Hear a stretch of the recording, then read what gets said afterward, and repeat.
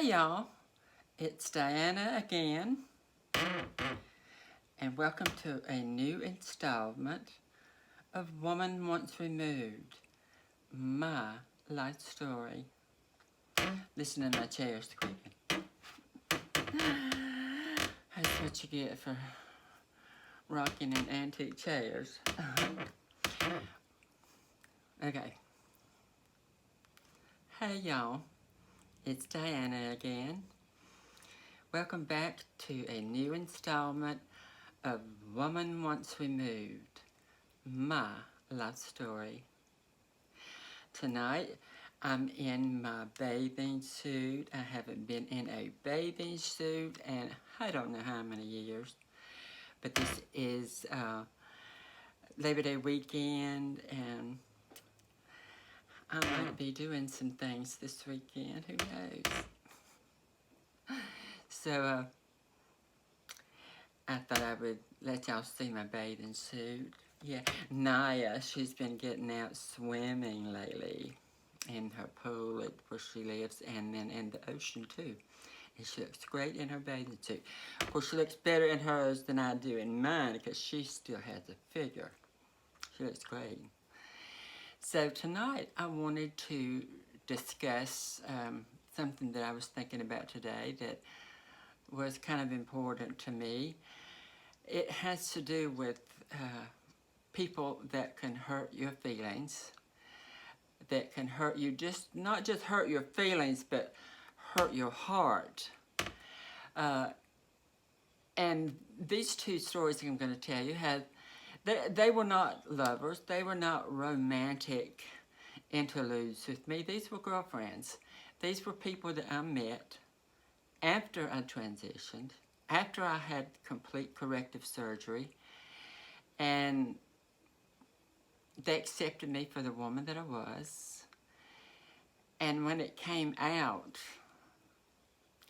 both of them personally accepted my situation and still love me.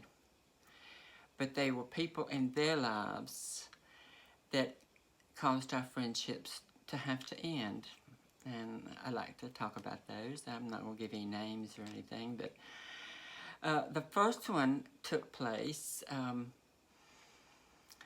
I had not had surgery that awfully long. I was living with my parents.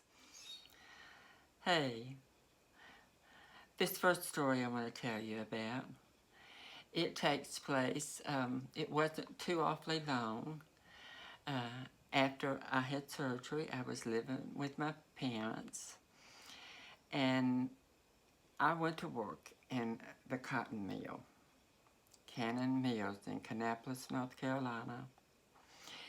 And my mother also worked in Cannon Mills.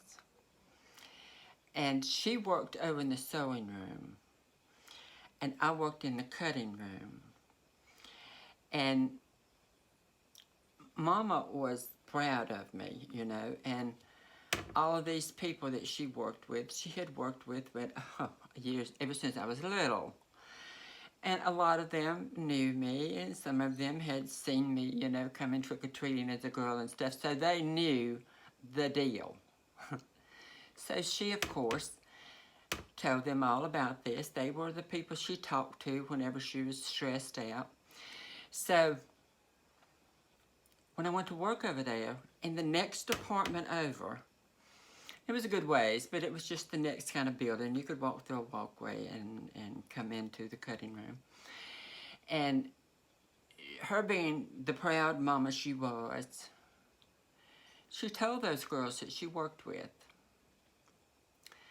So, of course, they had to file by my job to see me. And some of them spoke to me because they knew me all my life.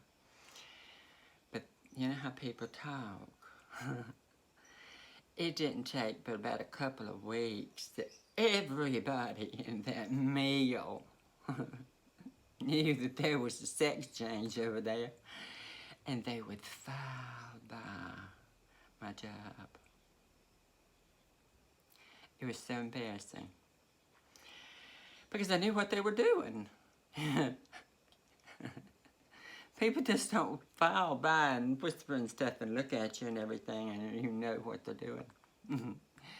But in the meantime, I had made friends with a girl that worked near me. We had took our lunch break together, and we, you know, had our little smoke breaks and stuff together. And back then, you know, even if you didn't smoke, you took a pack of cigarettes so that you could go on so many smoke breaks a night.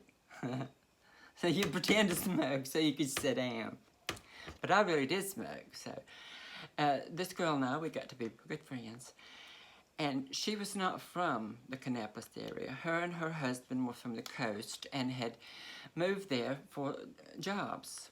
And she had a cutest little blonde-headed, blue-eyed toddler, little girl. Oh, she was so sweet. And that whole summer, we worked on the same shift, and her husband worked on an opposite shift. So I started spending a lot of time with her. And we would do things with the little girl, and I know she had a pool in her apartment complex, and we'd go swimming and you know, we'd play with the baby in the water. We just had the greatest time, you know. And of course, eventually, everything got out. Everybody was talking. So she asked me about it, and I told her, yes, it was the truth. And the rumor, when it was going around, is that she and I had went together in high school, and possibly we were still going together. That kind of talk, you know, how people want to put something into it. Maybe because I looked so feminine, they wanted to put that lesbian kind of into it. I don't know what the deal was. But she didn't mind, but eventually her husband found out. And he told her she would have to stop being friends with me. And I couldn't visit her anymore. And that broke my heart, because we were just chums, you know. We just had the best time together, and I loved her little girl. That was just the life I wanted, you know. Just being a regular girl, hanging out. I didn't have a boyfriend at that particular time. And it was just nice having somebody to hang out with. Well, it wasn't long after that I quit that meal. But not before I spoke to Cecil. Hey, Cecil, I'm not going to tell people your real name because, you know, you don't go by that name now. But Cecil worked in that same cutting room department. He was on the other end of the building, but I saw him every time I'd go out the building, and he would speak to me, and we knew each other. I knew him since the first grade. We were in elementary school together, middle school, junior high, high school. All of our lives I knew Cecil. And we're friends on Facebook now, and I think he watches my videos. So, hey, Cecil. But I quit that because, you know, I had already been talking to who would become my second husband. So I left out of there. Well, I was all going to be made to feel like a freak when I could go, you know, back to Charlotte. And people didn't know my tea. I could be Diana again. And that's what I craved, was just to be seen as Diana. Just a regular person. A somewhat lovely regular person. But a regular person nonetheless. Well, then after my first husband and I separated, I moved back in with my parents for a while. And I decided I wanted to do hair. You know, I had went to beauty school before I transitioned. And I had graduated. But I wanted to get my license in Diana's name. I didn't want to have to go through any embarrassing things with having to talk about a sex change and all that. I didn't want to do that. So I decided, since there was a beauty school in the town, near the town where my parents' farm was, and so I just enrolled in the beauty school. Like, I didn't know nothing about doing hair. And of course, it didn't take long that I was the one that had all the customers, you know, because beauty schools, you have customers that come in, and that's how you learn to do hair. And of course, we didn't get paid to do it, but we got tips. So the tips paid for me to go and all that. So I met this girl that was going to beauty school there. And we just had the best time together. You know, we were young women. She had recently separated from her husband, and I was separated from my husband. And we were almost the same age, and we just started hanging out together. She was living with her mama, and I was living with my parents. So we just had a good time hanging out, and she had a toddler also. And so sometimes I'd spend the night at her mama's house with her. And it was just a normal, young, 20-year-old girl's kind of lifestyle. And I started dating somebody, and then she started dating somebody, and hers got hot and heavy, whereas mine didn't. I started dating this guy that my mama bought a car from. You know, dating car dealers. Plus, he was from the general vicinity, and I knew eventually he would find out. Because this is where I was raised, you know, born and raised there. So there would be enough people that would know and would tell it, and they eventually did. But she met somebody, and she felt hot and heavy in love with him. So she moved out with him into a trailer. And she took her little girl. But she told her mama that she was moving in with me. Well, then her mama got a visit from some ladies who claimed to be from a group at my church, St. Annie Lutheran Church. That's what they claimed, and that's what we believed at that time, that that's where these women come from. And they had told her that I was a sex change. Well, this woman, who had been so nice to me when I would come to visit her and sometimes spend the night, not that often, but sometimes, and we went out together and stuff, and she was so nice, but she was very lesbian acting. She had only been married for a short time, and you know, had her daughter, and had never married or dated or anything, and wore totally men's looking clothes and men's looking haircuts and acted like a man. She missed her calling. In today's world, she would have been a bulldagger. But she's gonna go apeshit crazy on me. I was working as a wig stylist during this time at a wig salon in the mall. She come down there and told the people I worked for my tea. They said, who gives a shit? But she told her daughter that she was going to contact the child service department and have the little girl taken away from her because they were living with me. I was living at home with my parents. So she made the mistake of calling my mama's house. I guess she was trying to talk to me. I don't know. And she gonna tell my mama what for. And my mama said, oh, my mama, she would jump in to protect me. She says, let me tell you something. My daughter's living right here where she belongs.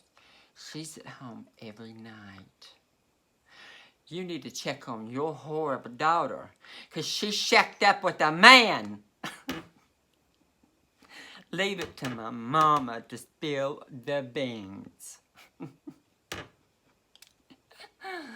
So, in another situation, I lost a friend that I could have had, but because I was trans and people didn't like me being around or sharing their air, I don't know.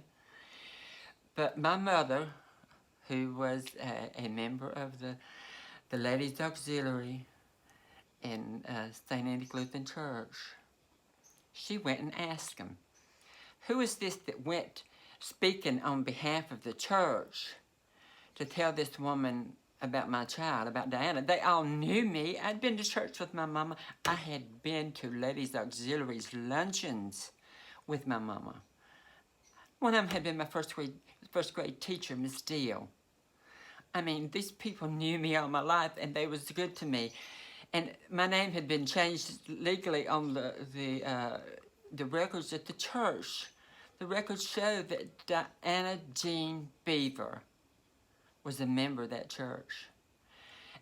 And they all said, there's nobody sent anybody over to that woman's house. Somebody took it on their self and used the church as a reason they were going, but nobody would ever own up to that little escapade. So I'm telling you, you've got to, especially, I was young, so I had young friends. And, you know, it's much easier even today to me to have older friends. I don't trust getting involved with young people because I'm afraid their husbands or whatever's gonna not want the public to know that they're friends with me. I don't know whether they think I'm a big old dyke lesbian. I don't know what their fear is. But believe me, I'm not. I may look like a big lesbian, and I'm not putting lesbians down. I'm just, you know, people have assumed for years because I'm tall and big-framed, and I don't always wear extremely feminine clothes because I never was a sissy girl. When I went out and I was dressed up, I was always dressed what I thought very classy and conservative, even if I showed cleavage. But it's just a thing you have to contend with cis women. And that's bad because that's all I was. I was not a trans woman. I was a woman, foremost, who had a trans past. And I wanted that to be behind me. And back in those days, you really didn't flaunt that kind of stuff. You didn't have what you have now, the visibility thing. But I don't care for the visibility thing even today. When I go in public, you know, I know that people are not pegging me, and I don't think about it. But I would never wear a sign that says trans and proud. I'm not. I'm a woman and proud with a trans past. So, y'all have a good evening. That's just my little story about my two best friends that were taken away from me because I was trans. Y'all have a good one.